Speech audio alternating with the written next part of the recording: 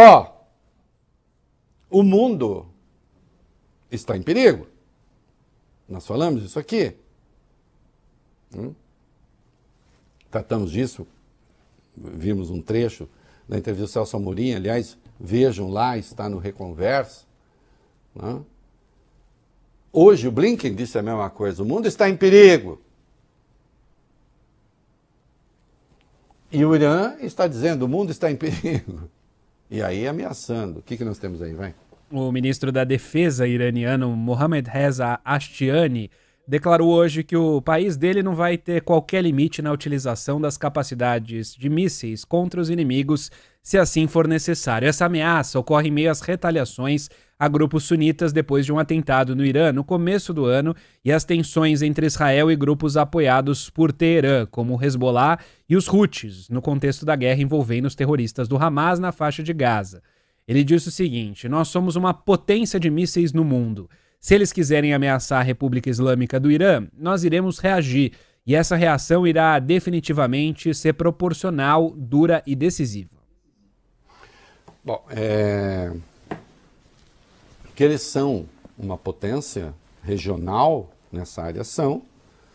Nós vimos ontem que já não estima-se que não tenham a bomba, mas que estejam progredindo nesse sentido, né?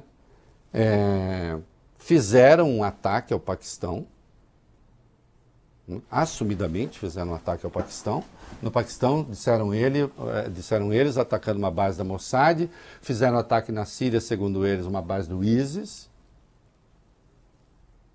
e estão financiando aqueles, e todo mundo sabe, que estão aterrorizando ali o Mar Vermelho, porque se dizem ameaçados.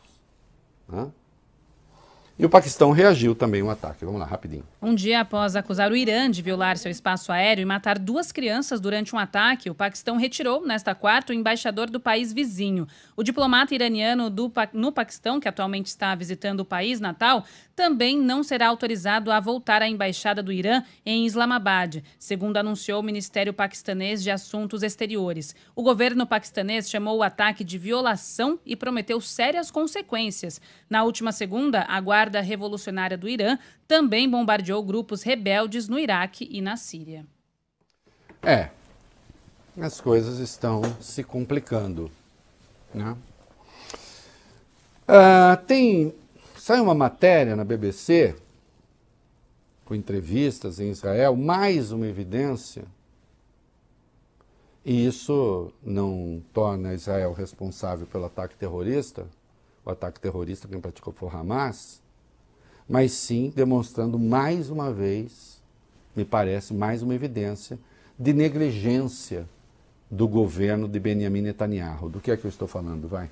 Jovens mulheres militares que atuavam na fronteira de Israel com Gaza já alertavam que o país poderia sofrer algum tipo de ataque pelo Hamas. Segundo informações obtidas pela rede BBC, essas recrutas trabalhavam em salas que ficavam próximas à fronteira, olhando todos os dias durante horas para imagens capturadas por câmeras de vigilância ao vivo ao longo da cerca de alta tecnologia montada e por balões que sobrevoam a região. Em declarações à reportagem, as militares perceberam ensaios de ataque, simulação de tomada de reféns e agricultores agindo de forma estranha do outro lado da cerca. Uma delas confirmou que todas as informações foram repassadas para a inteligência central, inclusive aos oficiais do alto escalão.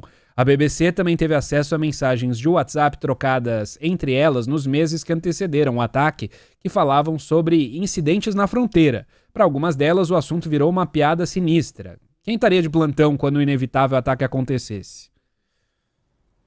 Pois e não foram só esses alertas que foram desprezados, que foram ignorados.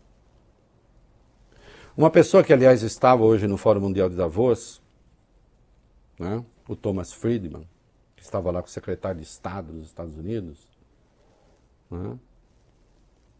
Ele escreveu bastante a respeito disso. Qual foi a escolha do governo de Benjamin Netanyahu? Enfraquecer a Autoridade Nacional Palestina, que tem apoio internacional, e fazer uma espécie de pacto de convivência com o Hamas, que em todo caso vira sempre o bode expiatório, está ali, né? O bode expiatório não, vira o bicho-papão, ameaça, mas de qualquer modo um acordo, e a aposta de que o Hamas tinha decidido, digamos, é isso aí, vamos governar Gaza, e não viam a ameaça, o risco de um ataque. E o contrário estava sendo operado. Né? Teve alerta, Israel não ligou, e não foi o único. Eu quero crer em Israel continuando a ser uma democracia, que Netanyahu ainda vai responder por isso. E ainda vai para a cadeia, também por isso, segundo as regras da democracia israelense. O que foi que disse o Blinken em Davos? Vai lá. O secretário de Estado americano reiterou a necessidade de caminhar em direção à criação de um Estado palestino. Segundo ele, essa é a única resolução que garantiria segurança a Israel. O secretário descreveu o conflito em Gaza como de torcer o intestino e afirmou que o sofrimento é de partir o coração. O secretário americano ainda falou que durante toda a carreira nunca vivenciou um período com tantos desafios globais como o de agora. Nunca mesmo. Nós vimos isso, a Amorim disse isso na entrevista, que eu recomendo, e no mundo inteiro, e todo mundo sabe, estamos vivendo um período com ameaças muito sérias, de várias ordens. Né? E o caminho para você ter paz, para você garantir a segurança de Israel, segundo Blinken, é criar o Estado palestino. Né? Sem o Estado palestino não há segurança de Israel. Possível. Que não seja se transformar num Estado cada vez mais militarizado e cada vez mais preparado apenas para a guerra. Há quem goste disso. Há quem aposte nisso. Estava na mesa com ele o Thomas Friedman, que escreveu um texto faz 2 dias demonstrando como é que o Hamas, para existir, depende de um Netanyahu.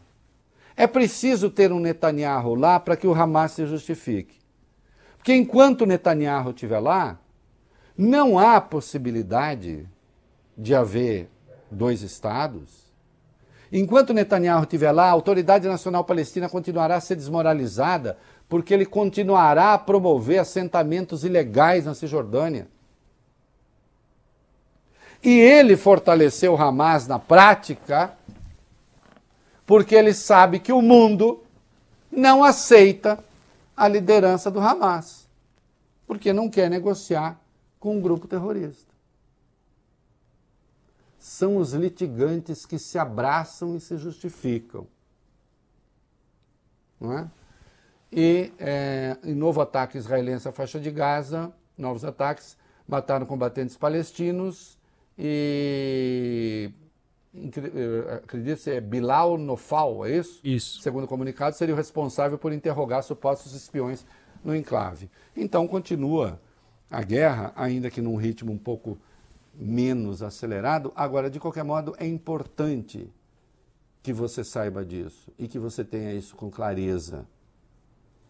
Os que falam com tanto prazer em nome da guerra dependem da guerra para existir e, portanto, o seu poder é feito de morte e não de paz, não é?